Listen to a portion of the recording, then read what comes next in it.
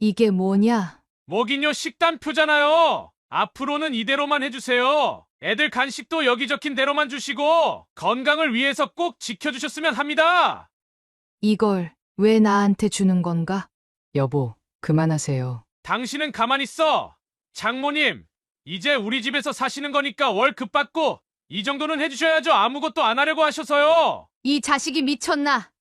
너 내가 누군지 알아? 내가 시장에서 30년을 버티면서 이런 대접은 처음 받아보네.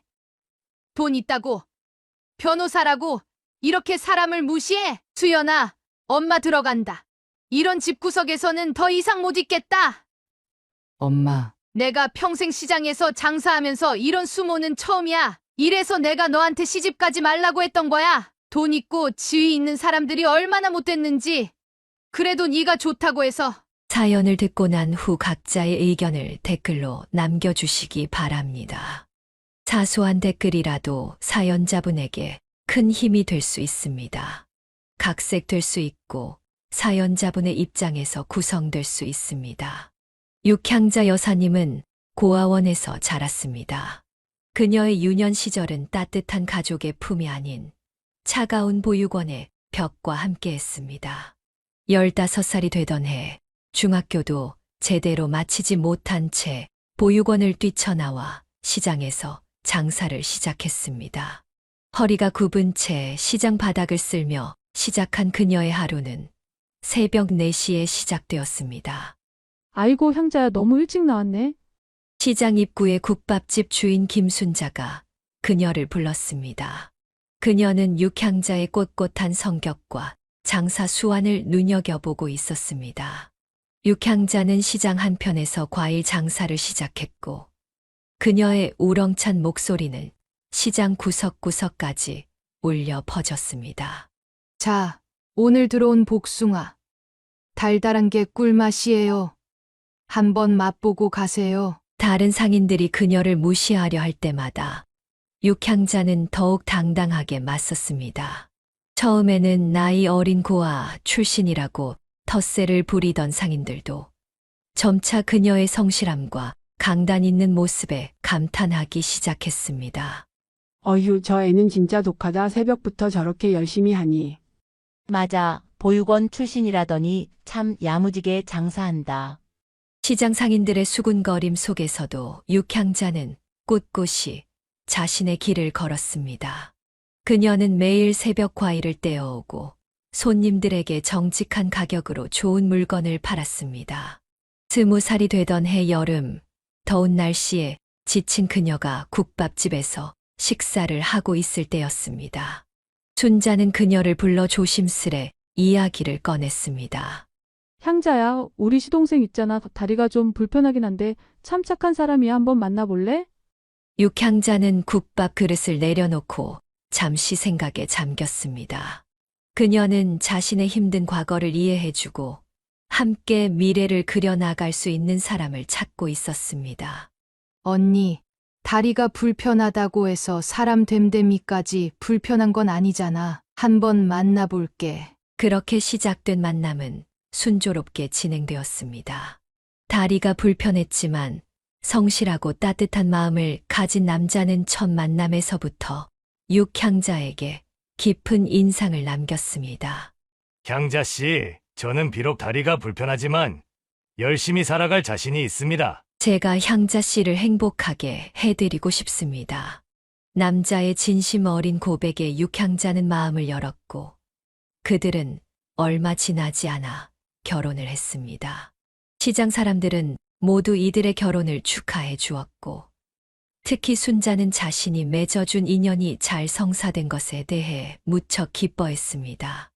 향자야, 너같이 드센 성격이 우리 시동생한테는 딱이야. 네가 있으니까 마음이 든든하다. 앞으로 잘 살아. 결혼 후에도 육향자는 시장에서 장사를 계속했습니다. 이제는 남편을 위해서도 더 열심히 살아야 했습니다. 그녀의 강인한 성격은 결혼 후에도 변함이 없었고 오히려 더욱 단단해졌습니다. 여보, 내가 있잖아. 걱정하지 마. 남편을 향한 그녀의 말에는 든든한 믿음이 담겨 있었습니다. 이제는 혼자가 아닌 가족을 위해 살아가야 한다는 책임감이 그녀를 더욱 강하게 만들었습니다. 시장에서는 점점 더 그녀의 입지가 단단해졌고 상인들 사이에서도 그녀의 목소리에 힘이 실렸습니다. 보육원에서 자란 외로운 소녀는 이제 한 가정의 기둥이 되어 있었습니다. 그녀의 강인함은 이제 막 시작된 새로운 삶을 위한 든든한 밑거름이 되었습니다. 결혼 후 얼마 지나지 않아 그녀는 첫째 딸을 임신했다는 소식을 들었습니다. 그녀는 과일 장사를 하면서도 튼튼한 아이를 낳기 위해 영양제를 꾸준히 챙겨 먹었고 마침내 건강한 여자아이를 출산했습니다. 여보, 우리 딸 이름은 수연이로 하자. 물처럼 맑고 현명하게 자라라고. 남편의 제안에 육향자는 흔쾌히 동의했습니다. 2해 뒤 그녀는 둘째 딸도 순산했습니다. 두 딸을 키우면서 그녀는 더 큰 꿈을 꾸기 시작했습니다. 여보, 나 백반집 하나 차리고 싶어. 장사하는 사람들 밥 먹여주는 게 돈이 된대. 그래도 혼자 다 하기에는 벅차지 않을까? 걱정 마. 내가 다 알아서 할게. 당신은 농사일이랑 배달만 도와줘. 육향자는 시장 구석에 자리 잡은 작은 가게를 얻어 백반집을 시작했습니다. 처음에는 몇 명 되지 않는 손님들이었지만 그녀의 맛있는 음식과 정갈한 상차림은 곧 소문이 나기 시작했습니다. 하지만 장사가 잘 될수록 시장의 다른 식당 주인들의 시기와 견제도 심해졌습니다. 어느 날은 누군가 그녀의 가게 앞에 쓰레기를 몰래 버려두기도 했습니다. 야, 누가 이랬어? 누가 이런 짓을 했냐고? 그녀의 우렁찬 목소리가 시장에 울려 퍼졌습니다. 육향자는 쓰레기를 치우면서도 굽히지 않았습니다. 내가 뭐 잘못했나? 장사는 실력으로 하는 거지. 시장 상인들은 그녀를 독한 년이라고 부르기 시작했습니다. 하지만 그것은 그녀의 강인함에 대한 일종의 인정이기도 했습니다. 저 여자 진짜 대단하다. 애 둘 키우면서 저렇게 장사하고. 남편은 다리가 불편했지만 농사일 틈틈이 배달을 도왔습니다. 자전거에 도시락을 싣고 이곳저곳을 다니며 그는 아내의 든든한 조력자가 되었습니다. 여보, 오늘은 재료가 다 떨어져서 일찍 닫았어. 잘 됐지? 그래. 당신 음식이 맛있으니까 그렇지. 육향자는 매일 새벽 4시에 일어나 반찬을 준비했습니다. 김치를 담그고 된장찌개를 끓이고 각종 나물을 무치면서도 그녀의 얼굴에는 항상 미소가 가득했습니다. 엄마, 나도 도와줄까? 어느새 초등학생이 된 수연이가 물었습니다. 아니, 너는 공부나 열심히 해. 엄마는 너희들 공부시키는 게 제일 중요해. 시장에서는 점점 더 그녀의 입지가 단단해졌습니다. 처음에는 그녀를 무시하던 상인들도 이제는 그녀의 의견을 존중하기 시작했습니다. 향자 씨가 하는 말이 맞아. 우리도 시장 환경 개선에 신경 써야 해. 육향자의 백반집은 시장의 맛집으로 자리 잡았고 그녀는 이제 시장에서 없어서는 안 될 존재가 되었습니다. 두 딸은 어머니의 강인한 모습을 보며 자랐고 그들의 꿈도 점점 커져갔습니다. 우리 엄마처럼은 못 살겠다. 수연이가 말할 때마다 육향자는 웃으며 대답했습니다. 그래, 너희는 엄마보다 더 좋은 길로 가야 해. 이렇게 육향자는 하루하루를 전장에 나서듯 치열하게 살아냈습니다. 그녀의 투지와 강인함은 두 딸에게 삶의 본보기가 되었고 시장 사람들에게는 존경의 대상이 되었습니다. 육향자는 두 딸의 교육에 누구보다 열성적이었습니다. 백반집을 운영하면서도 딸들의 학업을 최우선으로 생각했습니다. 수연아, 수지야, 엄마는 너희들 공부하는 거에는 절대 아끼지 않을 거야. 그녀의 말처럼 두 딸의 학원비와 과외비는 아낌없이 지원되었습니다. 밤늦게까지 공부하는 딸들을 위해 매일 밤참도 챙겨주었습니다. 엄마, 나 오늘 모의고사 성적 나왔는데 수연이 떨리는 목소리로 말을 꺼냈습니다. 성적이 좀 올랐어. 나 이제 반에서 3등이야. 우리 딸, 역시 엄마 딸이야. 육향자는 기쁨의 눈물을 감추지 못했습니다. 둘째 수지도 언니 못지않은 성적으로 부모님을 기쁘게 했습니다. 수험생이 된 수연은 매일 새벽 일어나는 엄마를 보며 더욱 열심히 공부했습니다. 마침내 원하던 대학교에 합격했다는 소식을 들었을 때 육향자는 백반집 한가운데서 딸을 껴안고 엉엉 울었습니다. 시장 사람들도 모두 축하해 주었습니다. 그들은 육향자가 얼마나 딸들 교육에 신경 썼는지 잘 알고 있었습니다. 수지야, 이제 내 차례다. 언니처럼 열심히 해봐. 알았어, 엄마. 나도 꼭 좋은 대학 갈게. 수지는 언니의 뒤를 이어 2년 후 대학교에 입학했습니다. 두 딸이 모두 명문대에 진학하자 육향자는 더할 나위 없이 행복했습니다. 여보, 우리 딸들 잘 키웠지? 그래, 당신 덕분이야. 대학 생활을 시작한 수연은 학업에 충실하면서도 취업 준비를 착실히 했습니다.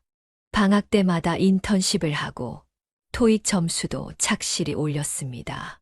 결국 그녀는 대기업에 입사할 수 있었습니다. 수연의 기쁜 소식에 육향자는 또다시 눈물을 흘렸습니다.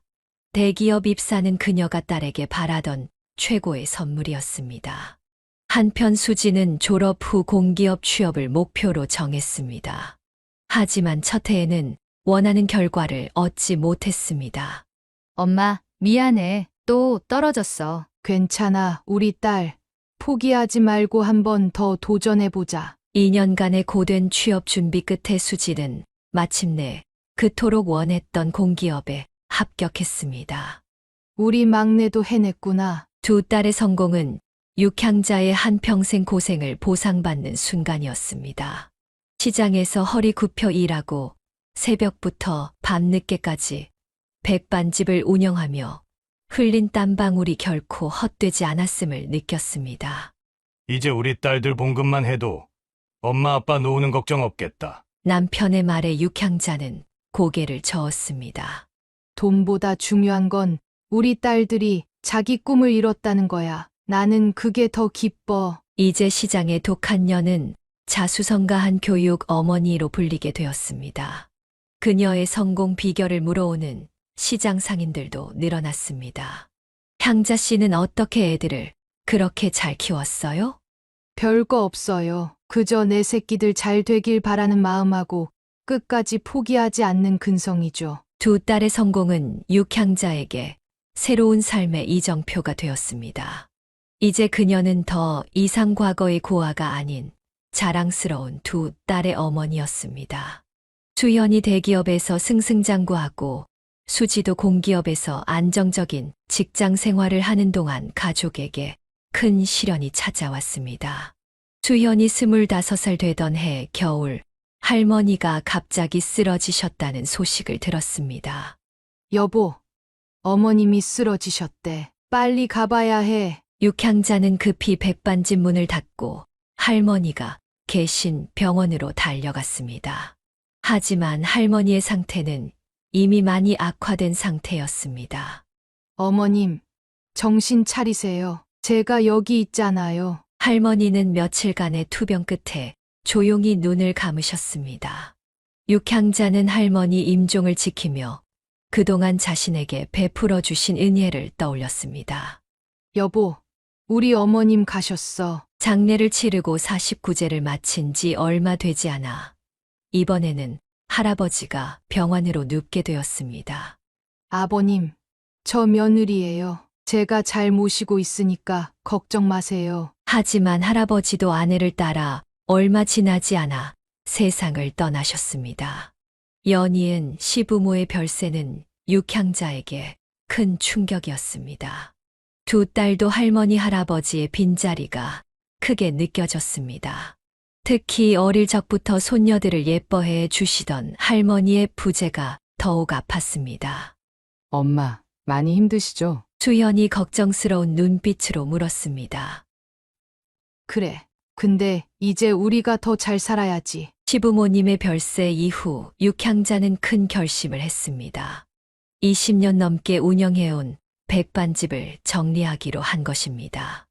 여보, 인생이 너무 허무한 것 같아. 이제 우리도 농사나 지으면서 조용히 살아보자. 남편은 아내의 제안에 흔쾌히 동의했습니다. 그동안 아내가 얼마나 고생했는지 잘 알고 있었기 때문입니다. 그래. 당신도 이제 좀 쉬어야지. 백반집을 정리하고 농사에 전념하면서 육향자의 성격도 조금씩 변하기 시작했습니다. 시장에서 늘 강하고 드센 모습을 보여야 했던 그녀가 이제는 한결 부드러워졌습니다. 엄마가 많이 달라지셔서 수지가 언니에게 말했습니다. 그러게. 어릴 때는 엄마가 좀 무서웠는데 요새는 정말 자상하셔. 농사일을 하면서 육향자는 시부모님의 마지막 모습을 떠올렸습니다. 농작물을 가꾸는 일이 마치 사람을 대하는 것과 비슷하다는 걸 깨달았습니다. 여보, 나 요즘 농사 짓는 게 참 좋아. 뭔가 마음이 편해. 시골의 고요함 속에서 그녀는 새로운 삶의 의미를 발견했습니다. 매일 아침 들판에 나가 작물들을 돌보며 그동안의 강한 모습 뒤에 숨겨두었던 따뜻한 마음을 조금씩 드러내기 시작했습니다. 엄마, 주말에 우리가 내려갈게요. 같이 밭일 좀 도와드릴게요. 딸들이 주말마다 내려와 농사일을 도왔습니다. 함께 밭을 메고 작물을 수확하면서 가족의 정도 더욱 깊어졌습니다. 우리 딸들, 이제 엄마 안 무서워해? 육향자가 웃으며 물었습니다. 엄마, 우리는 그때도 무서워한 게 아니라 존경했던 거예요. 시부모님의 별세는 육향자에게 큰 상실이었지만 동시에 새로운 변화의 계기가 되었습니다. 그동안의 강인했던 삶을 뒤로하고 이제는 더욱 원만하고 부드러운 모습으로 변화해가는 그녀의 모습에서 진정한 성숙함이 묻어났습니다. 어느 무더운 여름날이었습니다. 육향자는 평소처럼 텃밭에서 상추를 따고 있었고 남편은 논에 나가 있었습니다. 그날따라 유난히 더웠지만 남편은 늘 그랬듯이 아내의 걱정을 뿌리치고 논의를 나갔습니다. 여보, 오늘은 덥다고 하는데 좀 쉬지. 아니야. 농사꾼인데 이걸 어떻게 놔두고 있어? 그것이 남편과 나눈 마지막 대화였습니다. 점심시간이 한참 지나도 돌아오지 않는 남편이 걱정되어 육향자는 논으로 향했습니다. 여보, 밥 먹으러 들어와요. 대답이 없었습니다. 멀리서 보니 남편이 논두렁에 쓰러져 있었습니다. 여보, 정신 차려봐요. 여보, 육향자의 다급한 외침이 들판에 울려 퍼졌습니다. 119 구급대가 도착했을 때는 이미 늦었습니다. 뇌출혈로 인한 급작스러운 죽음이었습니다. 아빠가 돌아가셨다고요? 수현에 떨리는 목소리가 전화기 너머로 들려왔습니다. 그래. 엄마가 좀 늦게 발견했어. 미안해. 장례식장에는 시장 상인들과 마을 주민들이 모두 찾아왔습니다. 그들은 다리가 불편했지만 늘 성실하게 살아온 고인을 기억했습니다. 수연아, 수지야, 이제 엄마를 서울로 모시고 가야 하는 거 아니야? 친척들이 걱정스럽게 물었습니다. 엄마, 우리랑 서울 가서 사실래요? 저희가 모시고 살게요. 수지가 어머니의 손을 잡고 말했습니다. 하지만 육향자는 고개를 저었습니다. 아니, 난 여기가 좋아. 너희 아버지 평생 일구신 땅인데 내가 어떻게 떠나. 그리고 서울의 집값이 한두 푼도 아닌데. 딸들은 어머니를 설득하려 했지만 그녀의 마음은 확고했습니다. 걱정 마. 난 농사 짓는 게 좋아. 먹고 살 만큼만 할 거야. 그렇게 육향자는 혼자 남았습니다. 예전처럼 큰 규모의 농사는 짓지 않았지만 소소하게 텃밭을 가꾸고 약간의 논농사를 지으며 지냈습니다. 엄마, 저희가 자주 내려올게요. 그래. 근데 너무 자주는 말고 너희도 각자 살림이 있잖아. 홀로 된 육향자는 더욱 담담해졌습니다. 아침이면 남편이 늘 일하던 논을 바라보며 하루를 시작했고 저녁이면 혼자 밥상을 차려 식사를 했습니다. 여보, 오늘도 날씨가 참 좋네요. 텃밭에서 일을 하다가도 문득문득 남편에게 말을 걸곤 했습니다. 엄마, 많이 힘드시죠? 어느 날 수연이 물었습니다. 아니야, 난 괜찮아. 너희 아버지가 이 땅에서 평생을 사셨는데 나도 여기서 마지막을 보내고 싶어. 육향자는 이제 농사일에 전념하면서 조용한 삶을 살아가고 있습니다. 큰 욕심도 없고 큰 슬픔도 없이 그저 하루하루를 담담하게 보내고 있습니다. 여보, 오늘은 상추가 참 잘 자랐어요. 당신이 좋아하시던 건데. 그녀의 일상은 작은 텃밭에서 시작해서 작은 텃밭에서 끝났습니다. 하지만 그 안에는 평생을 함께한 남편에 대한 그리움과 사랑이 가득 담겨 있었습니다. 혼자 된 이후로 육향자는 더욱 딸들의 장래가 신경 쓰였습니다. 특히나 결혼 정년기를 훌쩍 넘긴 두 딸을 볼 때면 마음이 조급해졌습니다. 열심히 살아온 딸들이 이제는 각자의 가정도 이루고 행복했으면 하는 바람이 컸습니다. 여보, 우리 딸들 시집은 언제 가려나? 텃밭에서 일하다 문득 하늘을 보며 중얼거렸습니다. 마치 하늘에 계신 남편과 대화하듯 말입니다. 그러던 어느 날 딸들의 결혼 소식이 연이어 들려왔습니다. 먼저 둘째 수지가 32살이 되던 해에 결혼 소식을 전해왔습니다. 딸들의 결혼 소식은 육향자에게 새로운 기쁨이 되었습니다.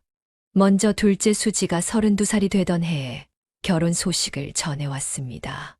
엄마, 나 좋은 사람 만났어. 수지의 목소리에는 설렘이 가득했습니다. 어떤 사람인데? 같은 회사 과장님이야. 처음엔 상사라서 조심스러웠는데 정말 좋은 분이셔. 수지의 예비 신랑은 직장에서 만난 동료였습니다. 차분하고 성실한 성격이 수지와 잘 어울렸습니다. 엄마, 언니는 아직도 연애할 생각이 없대요. 수지가 걱정스럽게 물었습니다. 수연은 일에 몰두하느라 결혼은 생각지도 못하고 있었습니다. 내 언니는 내가 좀 걱정이다. 너무 일만 하고. 하지만 수지의 결혼식을 준비하는 동안 수연에게도 변화가 찾아왔습니다. 회사 일로 만난 변호사와 인연이 닿은 것입니다. 엄마, 저도 누군가를 만나고 있어요. 어머, 우리 큰딸도? 어떤 사람인데? 법무법인 대표 변호사세요. 제가 맡은 프로젝트 자문을 해주시다가. 수연이 만난 사람은 유명 법무법인의 대표 변호사였습니다. 나이는 조금 많았지만 깊이 있는 대화와 배려심 많은 성격이 수연의 마음을 움직였습니다. 수연아, 그 사람 집안은 어떠니? 엄마, 걱정 마세요. 정말 좋은 가정이에요. 특히 시부모님이 너무 좋으세요. 예비 시댁을 방문했을 때 육향자는 깊은 인상을 받았습니다. 특히 다리가 불편한 시어머니를 헌신적으로 돌보는 시아버지의 모습이 그녀의 마음을 울렸습니다. 여보, 약 드실 시간이에요. 시아버지가 시어머니에게 다정히 약을 건네는 모습이 마치 젊은 연인 같았습니다. 우리 동현이 여자친구 왔구나. 어서 와라. 시어머니의 따뜻한 미소에 심수연 씨는 안도감을 느꼈습니다. 어머님, 제가 이제 자주 찾아뵐게요. 그래. 우리 집에 자주 놀러 와야 해. 너무 멀리 있지 말고. 수현의 결혼식은 34살이 되던 봄에 치러졌습니다. 수지의 결혼식이 소박했다면 수연의 결혼식은 시댁의 배경 덕분에 꽤 화려했습니다. 우리 딸, 정말 공주 같다. 육향자는 웨딩드레스를 입은 딸을 보며 눈물을 훔쳤습니다. 엄마, 울지 마세요. 저 이제 시집가도 자주 찾아올게요. 그래, 너희 아버지가 보시면 얼마나 좋아하셨을까. 결혼식장에는 없는 남편이 더욱 그리웠습니다. 하지만 육향자는 행복했습니다. 두 딸 모두 좋은 짝을 만나 새로운 삶을 시작하게 되었기 때문입니다. 신혼집은 고급 아파트였습니다. 시댁에서 신혼집을 마련해 주었고 인테리어까지 세심하게 신경 써 주었습니다. 예, 이제 여기가 내 집이야. 불편한 거 있으면 엄마한테 말해. 시어머니는 수연을 친딸처럼 아껴주었고 수연도 시부모님을 친부모님처럼 공경했습니다. 특히 시어머니의 병수발을 드는 일에도 적극적으로 나섰습니다. 예. 내가 혼자 갈 수 있어. 너무 신경 쓰지 마. 어머님, 제가 모시고 병원에 다녀올게요. 아이고, 우리 며느리 고맙다. 너무 잘해주니까 미안하기만 하네. 그녀는 시어머니가 다리가 불편한 것을 보며 자신의 남편을 떠올렸습니다. 남편도 다리가 불편했지만 그것이 그들의 사랑을 방해하지는 못했습니다. 우리 수연이가 좋은 시댁을 만났구나. 주말이면 두 딸은 번갈아가며 육향자를 찾아왔습니다. 시골 텃밭에서 가족들이 함께 시간을 보내는 것이 이제는 소소한 행복이 되었습니다. 엄마, 오늘은 제가 저녁 준비할게요. 수연이 앞치마를 두르고 부엌에 들어섰습니다. 그녀의 뒷모습이 마치 젊은 시절 자신의 모습 같아 육향자는 잠시 아련해졌습니다. 이제 두 딸은 각자의 가정에서 행복한 삶을 살아가고 있었습니다. 육향자는 텃밭을 가꾸며 딸들의 앞날에 꽃이 피기를 기도했습니다. 수연의 새로운 가정이 안정을 찾아가던 무렵 시댁에 큰 파도가 일었습니다. 시동생 부부의 갑작스러운 이혼 소식이었습니다. 어머님, 무슨 일이세요? 왜 그렇게 목소리가 안 좋으세요? 얘 너희 시동생 부부가 이혼하기로 했어? 시어머니의 목소리는 떨리고 있었습니다. 결혼한 지 1년 만의 일이었습니다. 갑자기 왜요? 무슨 일이 있었던 거예요? 작은 며느리 걔가 글쎄 아이를 안 가지려고 몰래 피임을 했더라. 거기다 시동생 모르게 투자한다고 돈을 빼돌렸는데. 사정을 들어보니 충격적이었습니다. 동서는 결혼 전부터 아이를 가질 생각이 없었다고 합니다.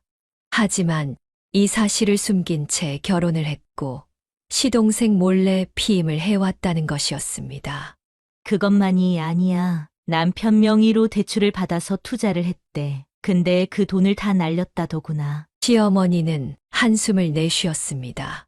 걔가 그동안 증권사에서 일했잖아. 주식을 잘 안다고 자신했나 봐. 속 터져서. 수연은 시댁의 분위기가 걱정되었습니다.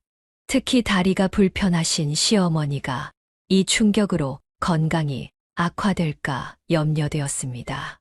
예. 이제 내가 우리 집 유일한 며느리야. 너라도 잘 해줘야 해. 어머님, 걱정 마세요. 제가 잘할게요. 시동생의 이혼 소식은 시댁 전체에 큰 충격을 주었습니다. 특히 시아버지는 며칠 동안 한숨만 쉬었고 시어머니는 밥도 제대로 드시지 못했습니다. 여보, 우리 어머님 좀 모시고 산책 다녀오실래요? 수연은 남편에게 조심스레 제안했습니다. 온 가족이 힘을 모아 이 위기를 잘 넘겨야 했습니다. 그래, 어머니 모시고 나가볼게. 시동생은 한동안 출근도 하지 못했습니다. 회사에 알려지면 곤란할 것 같아 휴가를 냈다고 했습니다. 수연은 시동생을 위로하면서도 한편으로는 그의 앞날이 걱정되었습니다. 4억 원이라는 거금을 잃었을 뿐만 아니라 마음의 상처도 깊어 보였습니다. 이제 내가 어떻게 살아야 할지 모르겠어요. 천천히 생각하세요. 시간이 해결해 줄 거예요. 육향자는 이 소식을 듣고 깊은 한숨을 내쉬었습니다. 수연아, 내가 시댁에서 더 조심해야 할 것 같구나. 네. 엄마, 걱정 마세요. 제가 잘할게요. 이혼 절차가 진행되는 동안 수연은 시부모님을 더욱 자주 찾아뵈었습니다. 주말마다 시댁에 가서 집안일을 돕고 시어머니의 병원 진료도 꼬박꼬박 동행했습니다. 예. 너무 무리하지 마라. 너도 직장 다니느라 바쁠 텐데. 어머님, 전 괜찮아요. 제가 이제 유일한 며느리잖아요. 시간이 흐르면서 시댁의 상처는 조금씩 아물어갔습니다. 시동생도 점차 일상으로 돌아왔고 시부모님의 표정도 밝아지기 시작했습니다. 수연아, 내가 있어서 정말 다행이야. 시아버지의 말씀에 수연은 마음이 뭉클했습니다. 이제 그녀는 시댁의 유일한 며느리로서 더 큰 책임감을 느꼈습니다. 하지만 그 책임이 무겁게 느껴지지는 않았습니다. 오히려 더 단단한 가족이 될 수 있는 기회라고 생각했습니다. 시동생의 이혼 상처가 채 아물기도 전에 수연에게는 기쁜 소식이 찾아왔습니다. 결혼 2년 만에 임신 소식을 가족들에게 전한 것입니다. 어머님, 저 임신했어요. 정말. 아이고, 이게 얼마나 기쁜 일이냐. 더욱 기쁜 것은 쌍둥이라는 소식이었습니다. 선생님 말씀이 쌍둥이래요. 시어머니는 너무 기뻐 눈물을 흘렸고 시아버지는 연신 웃음을 감추지 못했습니다. 예, 이제 몸 조심해야 해. 쌍둥이는 더 조심해야 한다. 시어머니의 걱정 어린 당부의 수연은 고개를 끄덕였습니다. 육향자도 딸의 소식을 듣고 서울로 올라왔습니다. 수연아, 입덧은 좀 어떠니? 엄마, 너무 힘들어요. 냄새만 맡아도 토하고. 임신 중반기로 접어들면서 수연의 건강은 점점 악화되었습니다. 쌍둥이 임신이라 그런지 몸이 유난히 힘들었습니다. 여보, 일 그만두고 쉬는 게 어떨까요? 남편의 걱정 어린 제안에 수연은 결국 조기 출산 휴가를 신청했습니다. 그리고 마침내 쌍둥이가 태어났습니다. 건강한 남자아이 둘이었습니다. 우리 손주들 봐라, 꼭 닮았네. 하지만 기쁨도 잠시 육아의 고충이 시작되었습니다. 두 아이를 동시에 돌보는 일은 상상 이상으로 힘들었습니다. 여보, 나 이제 못하겠어요. 수연의 목소리에는 점점 더 우울함이 묻어났습니다. 밤에도 제대로 잠을 이루지 못했고 하루 종일 아이들을 돌보느라 자신을 돌볼 겨를도 없었습니다. 수연아, 많이 힘들지? 육향자는 딸의 모습이 안쓰러웠습니다. 어느 날은 수연이 아기들을 재우다가 그대로 바닥에 주저앉아 울고 있는 것을 발견했습니다. 엄마, 저 우울증인가 봐요. 애들을 보면 자꾸 불안해져요. 남편은 고민 끝에 제안을 했습니다. 어머님, 죄송하지만 서울로 올라와 주실 수 있으신가요? 월급은 제가 200만 원. 예, 무슨 소리야. 내 손주들인데 돈은. 어머님, 그래도 이건 일이니까 받으셔야 해요. 이것도 안 받으시면 제가 너무 미안해서. 육향자는 잠시 고민했습니다.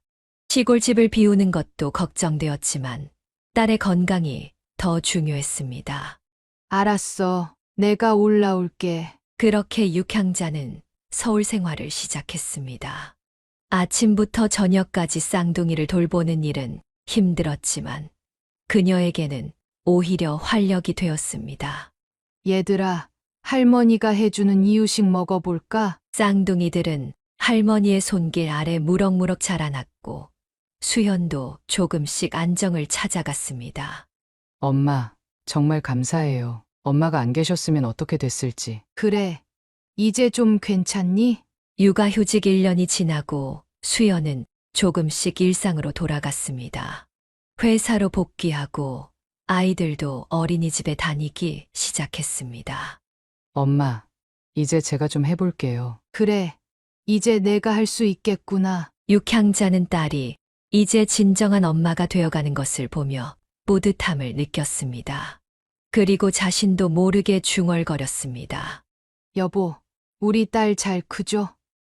이제 애 둘 낳고 제법이에요. 쌍둥이가 무럭무럭 자라는 동안 남편의 법무법인에는 먹구름이 들이오기 시작했습니다. 연이은 대형 사건의 패소로 법인의 평판이 흔들렸고 이는 고스란히 남편의 어깨를 짓눌렀습니다.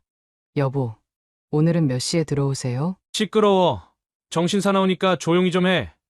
나 좀 내버려둬. 전에 없던 폭언에 수연은 놀라 말을 잃었습니다. 남편의 성격이 점점 날카로워졌고 그 화살은 고스란히 가족들에게 향했습니다. 김서방 저녁 먹자고. 장모님, 이 반찬 뭡니까? 이걸 어떻게 먹으라고? 남편은 장모가 정성스레 준비한 밥상을 뒤엎다시피 했습니다. 육향자는 당황스러웠지만 사위의 상태가 좋지 않은 걸 알기에 참았습니다. 여보, 어머님이 아침부터 준비하신 건데. 당신 엄만 우리 집에서 뭐 하는 거야? 애들 보는 것도 제대로 못하면서. 쌍둥이들이 울음을 터뜨렸습니다. 평소 다정하던 아빠의 고함 소리에 놀란 것이었습니다. 애들 울지 않게 못해. 정말 이게 뭐 하는 거야? 육향자는 입술을 깨물었습니다. 사위의 돌변한 태도가 당황스러웠지만 한편으로는 안쓰럽기도 했습니다. 오늘은 내가 밥 차려줄 테니 들어가 계세요. 수연이 어머니를 방으로 안내했습니다. 수연아, 사위가 많이 힘들긴 한가 보구나. 엄마, 죄송해요. 원래 저러는 사람이 아닌데. 상황은 날이 갈수록 악화되었습니다. 남편은 집에 들어오자마자 트집을 잡기 시작했습니다. 이 집은 왜 이렇게 정리가 안 되어 있는 거야? 장모님은 뭐 하고 계신 거예요? 여보, 어머님이 아침부터 청소하시고. 청소를 한 거야? 안 한 거야? 이게 청소가 된 집이에요. 육향자는 묵묵히 손주들을 돌보며 이 상황을 지켜보았습니다. 하지만 그녀의 인내심도 한계에 다다르고 있었습니다. 어느 날 남편은 한 장의 종이를 들고 왔습니다. 장모님, 이게 뭔지 아세요? 앞으로 우리 집 식단표예요. 이대로만 해주세요. 그리고 애들 간식은 여기 적힌 것만. 육향자의 눈빛이 차갑게 식었습니다. 시장에서 수십 년을 장사하며 단련된 그녀의 참을성이 마침내 한계에 달한 것입니다. 수연아, 김서방 좀 봐야겠다. 시장의 터줏대감이었던 육향자의 목소리가 점점 날카로워지기 시작했습니다. 이제 더 이상은 참을 수 없었습니다. 이게 뭐냐? 육향자가 떨리는 목소리로 물었습니다. 그녀의 손에는 사위가 건넨 식단표가 들려 있었습니다. 뭐긴요, 식단표잖아요. 앞으로는 이대로만 해주세요. 애들 간식도 여기 적힌 대로만 주시고 건강을 위해서 꼭 지켜주셨으면 합니다. 이걸 왜 나한테 주는 건가? 식당 안이 순식간에 얼어붙었습니다. 수연은 어머니의 표정을 보고 불길한 예감을 느꼈습니다. 여보, 그만하세요. 당신은 가만히 있어. 장모님, 이제 우리 집에서 사시는 거니까 월급 받고 이 정도는 해주셔야죠. 아무것도 안 하려고 하셔서요. 그 순간이었습니다. 육향자의 손에 들려있던 식단표가 찢어져 바닥으로 떨어졌고 그녀는 테이블 위에 국그릇을 집어들었습니다. 이 자식이 미쳤나? 너 내가 누군지 알아? 육향자는 국그릇을 바닥에 내던졌습니다.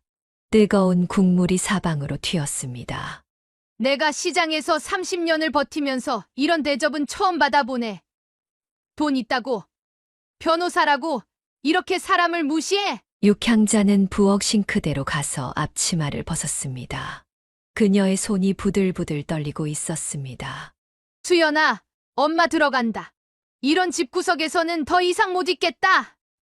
엄마, 내가 평생 시장에서 장사하면서 이런 수모는 처음이야. 이래서 내가 너한테 시집가지 말라고 했던 거야. 돈 있고 지위 있는 사람들이 얼마나 못됐는지.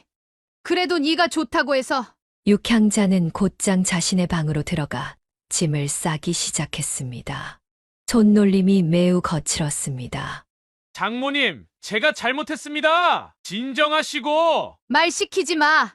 난 이제 내 집으로 가련다. 여기서 이런 푸대접 받느니 차라리 내 집에서 혼자 사는 게 낫겠어. 수연이 말리려 했지만 육향자는 고집스럽게 짐을 챙겼습니다.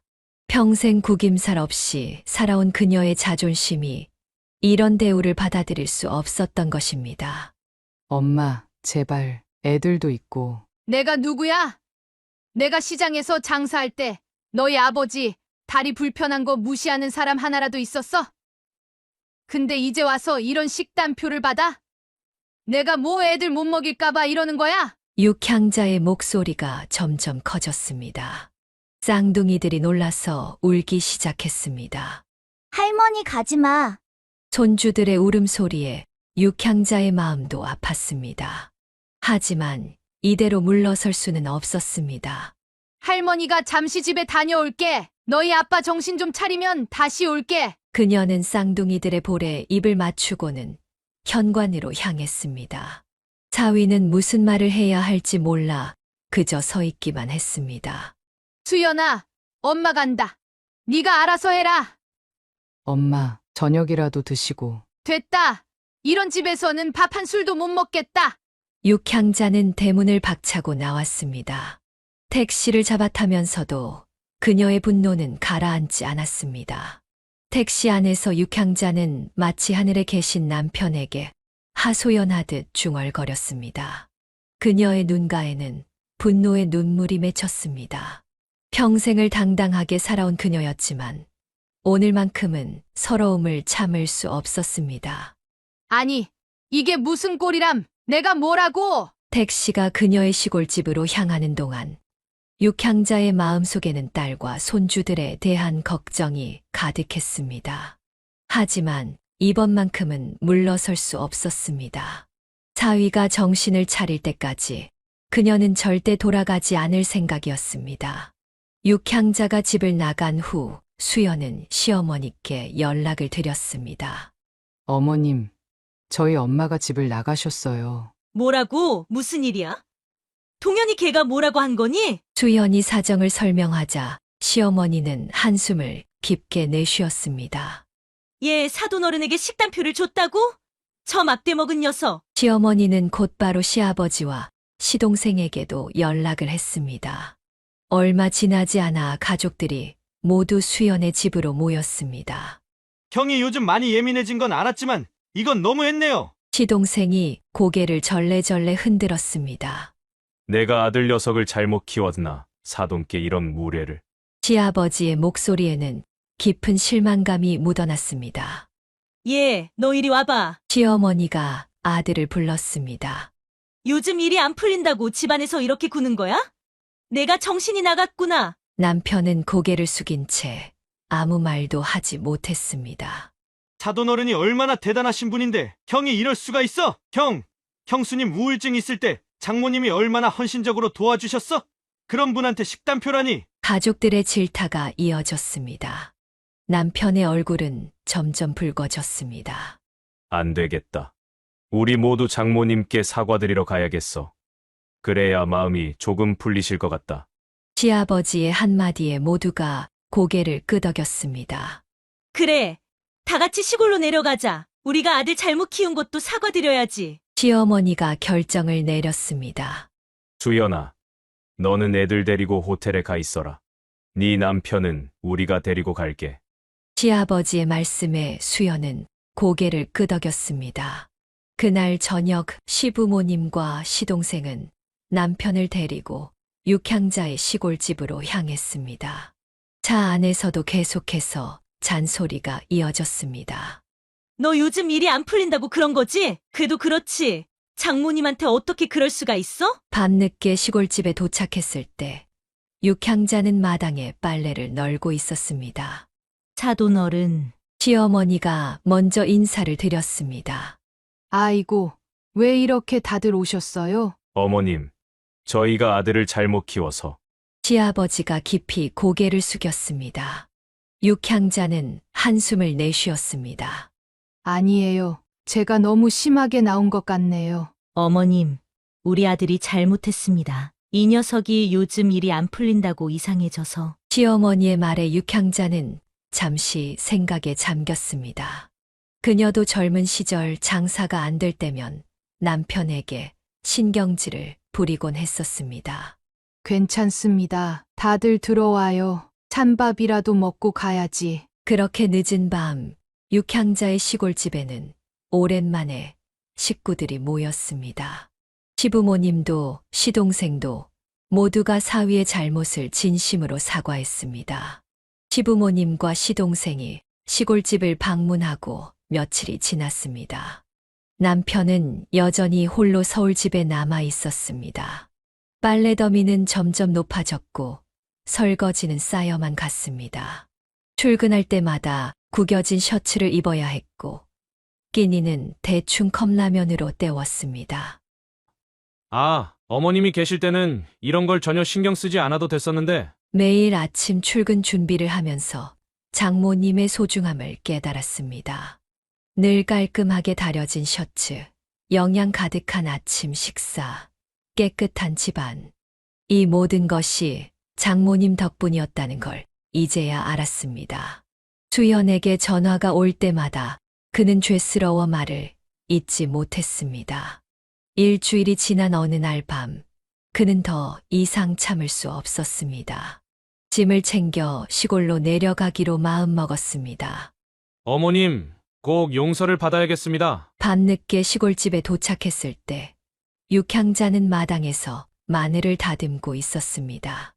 어머님, 남편은 대문 앞에서 주저앉아 고개를 숙였습니다. 이 시간에 무슨 일이야? 죄송합니다. 정말 죄송합니다. 이제야 깨달았습니다. 어머님이 얼마나 소중한 분이셨는지, 제가 얼마나 큰 실수를 했는지. 육향자는 마늘을 내려놓고 일어섰습니다.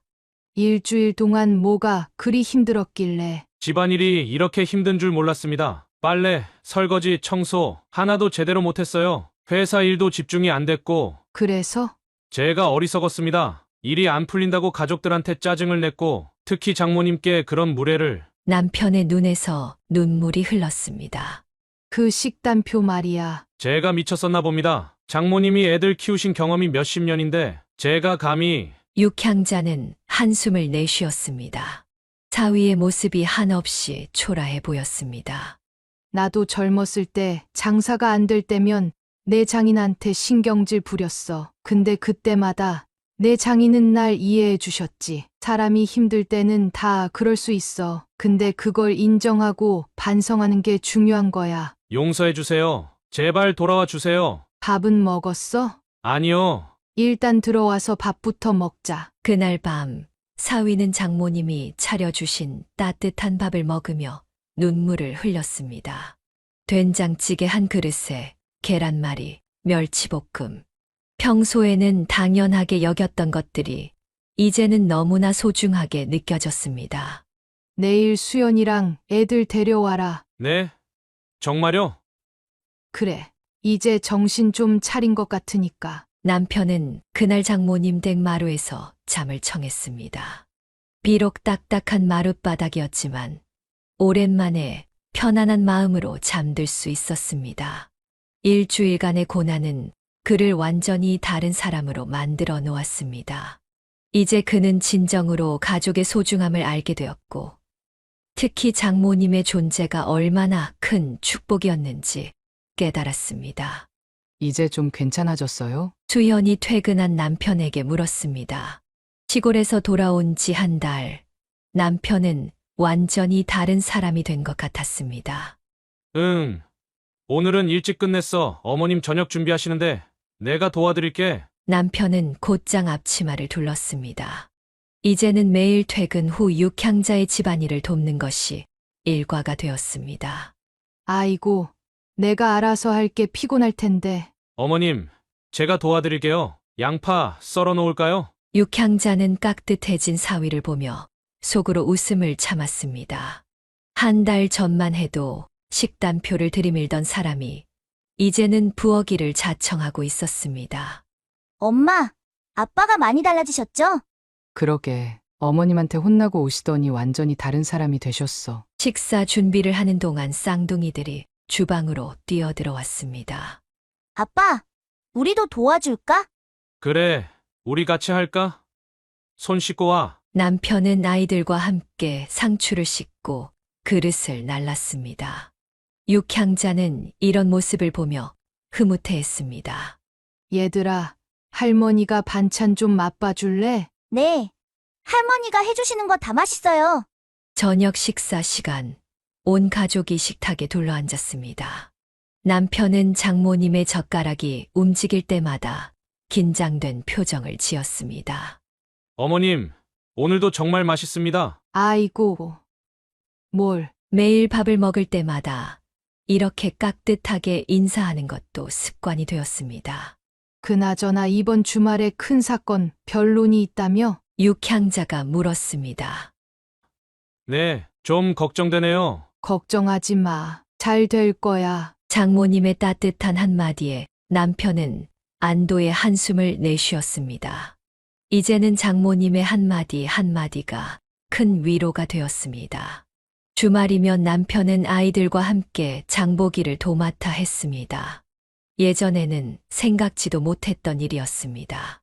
장모님, 이번에는 무슨 반찬을 해드릴까요? 아이고, 내가 무슨. 제가 이제 요리 좀 배웠잖아요. 장모님 가르쳐 주신 대로 해볼게요. 남편의 정성 어린 모습에 육향자는 감동했지만 한편으로는 걱정도 되었습니다.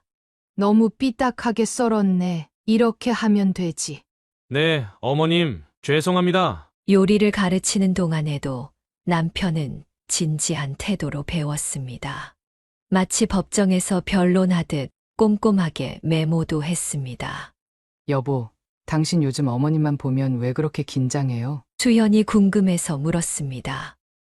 그게 어머님이 너무 무서워졌어. 한 번 혼나고 나니까 어머님의 위험이 느껴져. 우리 엄마가 원래 그렇게 무서운 분은 아닌데. 아니야. 어머님은 정말 대단하신 분이야. 내가 이제야 그걸 알았어. 이제 집안의 분위기는 완전히 달라졌습니다.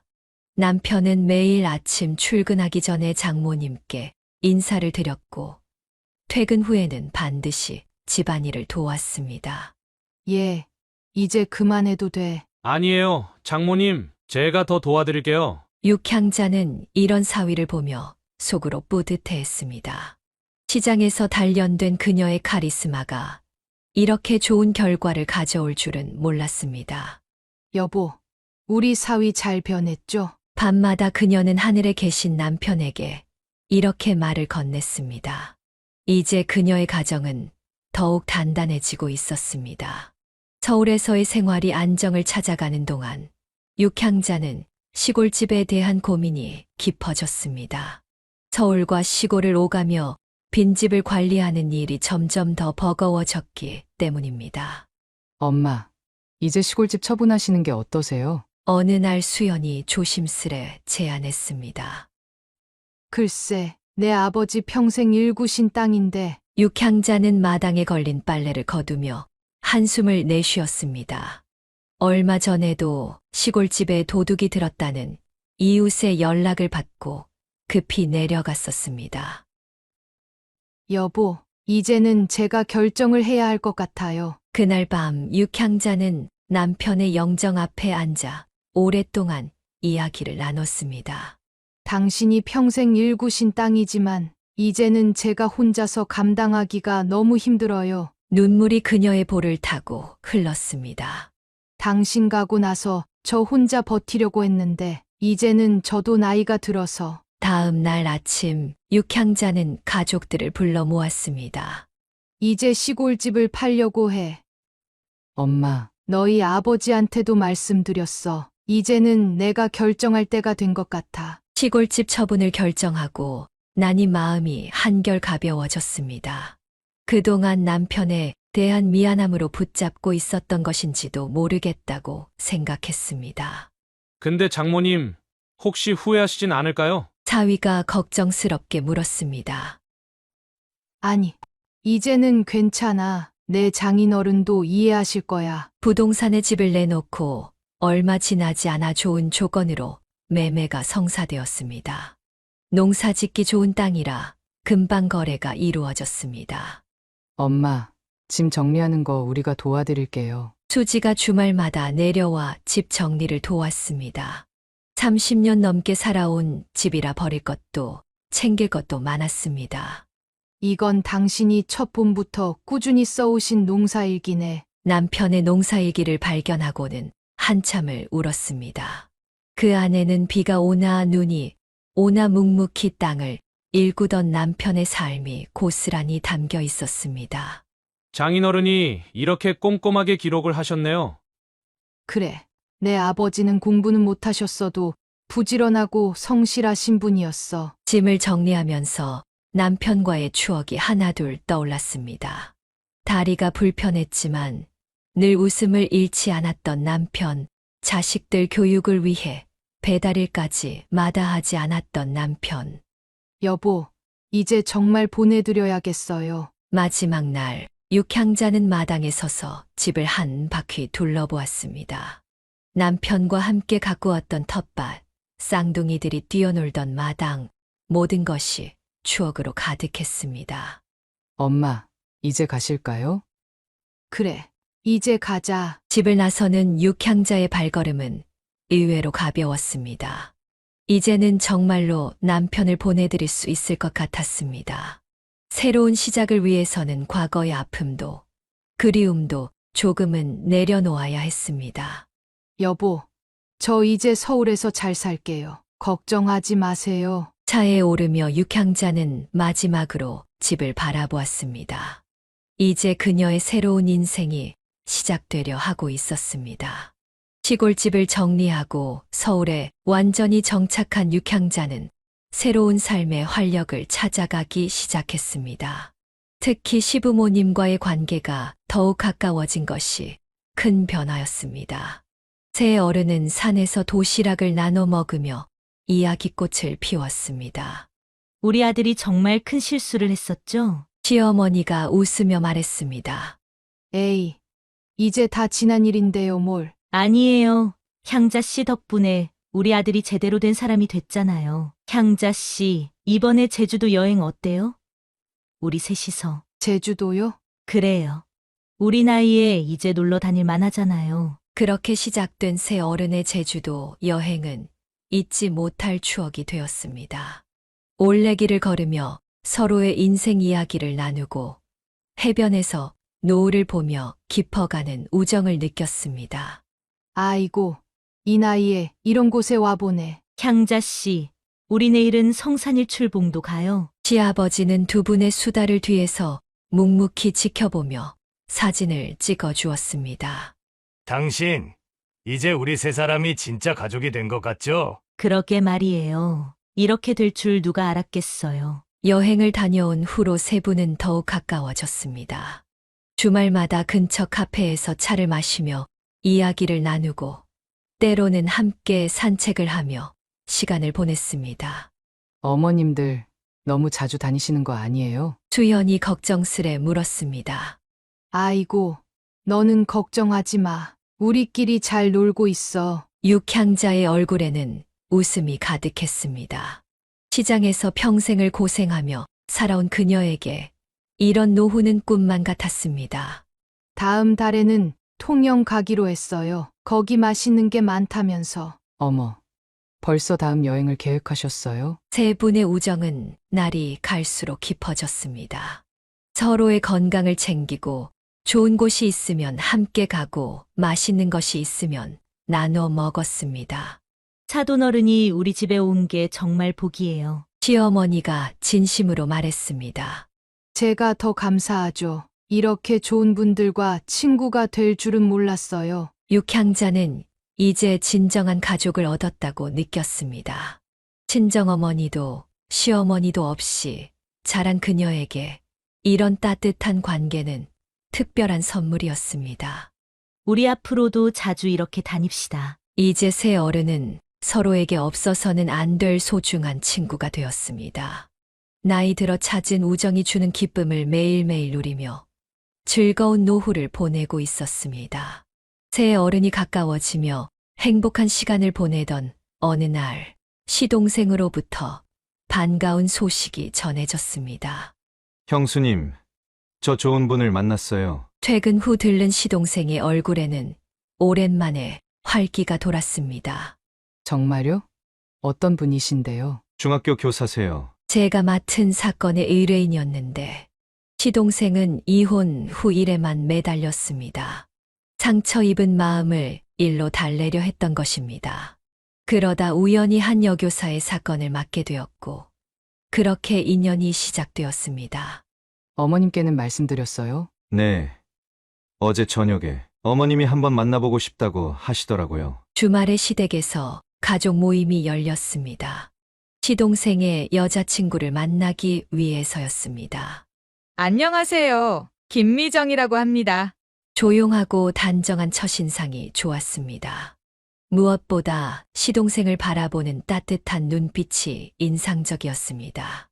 아이고, 우리 애가 좋은 분을 만났네. 시어머니의 얼굴에도 안도의 미소가 번졌습니다.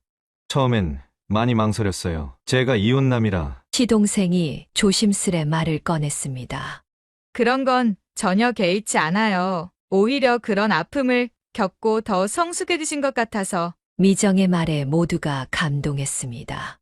특히 육향자는 이 새로운 예비 동서가 마음에 들었습니다. 이번에는 제가 잘 살펴봤어요. 형수님. 시동생의 말에 수연은 미소를 지었습니다. 전처의 일을 겪은 후 시동생은 확실히 신중해졌습니다. 결혼식은 언제쯤 할 생각이에요? 아직 정확한 날짜는 못 정했지만 올 가을쯤으로 생각하고 있어요. 시어머니는 미정의 손을 꼭 잡았습니다. 우리 며느리 될 사람이 이렇게 예쁘고 착하니 마음이 놓이네. 어머님, 과분한 말씀이세요.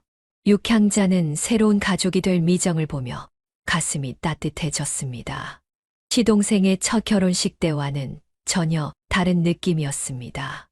동서, 우리 앞으로 잘 지내요. 네, 형님. 저도 많이 배우고 싶어요.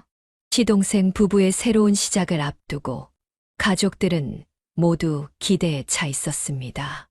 특히 시어머니는 며칠째 들뜬 목소리로 주변에 자랑을 하고 다녔습니다. 이번에는 정말 좋은 며느리를 얻게 됐어요. 육향자는 마음속으로 기도했습니다. 이번에야말로 시동생이 진정한 행복을 찾기를, 그리고 이 가정이 더욱 단단해지기를 바라면서. 여보, 이제 시동생도 좋은 짝을 만났네요. 수연이 남편에게 말했습니다. 그러게 이번에는 정말 잘 될 것 같아. 가족들의 축복 속에서 시동생의 새로운 인생이 시작되려 하고 있었습니다. 시동생의 재혼식이 있던 날로부터 2년이 흘렀습니다. 이제 쌍둥이들은 4살이 되어 어린이집을 다니고 있었습니다. 할머니, 오늘 선생님이 우리 그림 제일 잘 그렸대. 정말 우리 손주들 너무 잘했네. 육향자는 매일 오후 어린이집에서 아이들을 데리고 와 저녁 때까지 돌보는 것이 일과가 되었습니다. 엄마, 저 왔어요. 퇴근한 수연이 들어서자 아이들이 달려갔습니다. 엄마, 우리 오늘 그림 그렸는데. 쌍둥이들은 서로 앞다투어 이야기를 하려 했습니다. 수연은 두 아이를 동시에 안아 올렸습니다. 얼마 후 남편도 퇴근했습니다. 요즘 그의 얼굴에는 여유가 가득했습니다.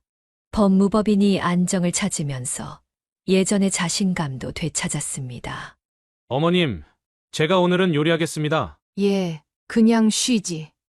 아니에요. 어머님이 가르쳐 주신 김치찌개 한번 만들어 볼게요. 남편은 이제 제법 요리 실력도 늘었습니다. 특히 장모님께 배운 김치찌개는 자신의 전문 메뉴가 되었습니다. 여보, 회사는 좀 어때요? 응, 많이 좋아졌어. 이번에 새로운 대형 의뢰도 들어왔고. 법무법인은 이제 서울의 대표적인 로펌으로 자리 잡았습니다. 위기를 겪은 후 오히려 더 단단해진 것 같다고 남편은 말했습니다. 수연아, 이제 우리 집에서 살림 좀 늘렸으면 좋겠는데. 육향자가 조심스레 제안했습니다. 엄마, 무슨 말씀이세요? 지금 이대로가 좋은데. 아니야. 이제 애들도 크고 하니까 너희 둘만의 공간도 필요할 것 같아. 시부모님도 육향자의 의견에 동의했습니다. 그래, 이제 너희 가정을 꾸려야지. 하지만 수연 부부는 고개를 저었습니다. 어머님, 저희는 지금이 제일 좋아요. 어머님이 계셔주시는 게 얼마나 감사한데요. 남편의 말에 육향자는 눈시울이 붉어졌습니다. 한때는 식단표를 들이밀던 사위가 이렇게 변할 줄은 몰랐습니다. 여동생 수지도 이사를 와서 가까이에 살게 되었습니다. 언니네 애들 교육은 내가 책임질게. 수지는 틈만 나면 조카들과 영어 공부를 했습니다. 시부모님과 육향자는 여전히 주말마다 여행을 다녔고 시동생 부부도 자주 찾아와 가족 모임이 끊이지 않았습니다. 여보, 우리 참 행복하죠? 어느 날 저녁 수연이 남편에게 물었습니다. 그래, 이제야 진정한 행복이 뭔지 알 것 같아. 창 밖으로 노을이 지고 있었습니다. 육향자는 마당에서 쌍둥이들과 놀아주며 미소 지었습니다. 여보, 우리 딸 잘 살고 있죠? 그녀는 이제 하늘에 계신 남편에게 자랑스럽게 말할 수 있었습니다. 시장에서 평생을 힘들게 살아온 그녀의 삶이 이제는 아름다운 결실을 맺고 있었기 때문입니다. 할머니, 우리 내일도 놀아요. 쌍둥이들의 웃음소리가 온 집안에 울려 퍼졌습니다. 그 소리에 육향자의 얼굴에는 행복한 미소가 번졌습니다. 이제 그녀의 가정은 진정한 평화와 행복을 찾은 것 같았습니다. 사연을 듣고 댓글을 남겨주시기 바랍니다. 사소한 의견일지라도 사연자분에게는 큰 힘이 됩니다. 노골적인 악성 댓글은 사연자분에게 상처가 될 수 있으니 삼가주시기 바랍니다.